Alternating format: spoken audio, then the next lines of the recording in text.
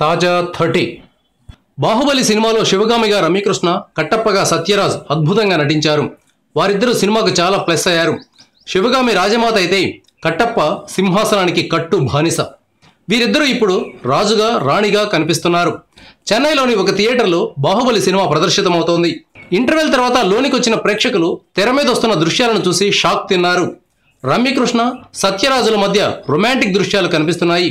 ఏందిరా బాబు ఇది అని అనుకుంటే పోతీస్ యాడ్ అని తేలింది.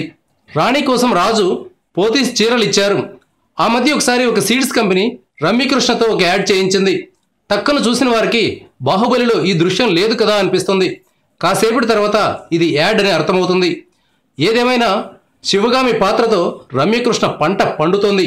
ఆమెకు సినిమాల్లోనే కాకుండా కమర్షియల్ యాడ్లలో కూడా బాగా అవకాశాలు వస్తున్నాయి. సహజమే కదా, జనంలో ఎవరు పాపులర్ అయితే వారిని బ్రాండ్లకు ప్రచారకర్తలుగా పెట్టుకుంటూ ఉంటారు. Thank you viewers. ఈ వీడియో మీకు నచ్చితే లైక్ బటన్ టచ్ చేయండి. తాజా 30 ఛానల్కు సబ్స్క్రైబ్ చేయండి. మీ మిత్రులకు షేర్ చేయండి.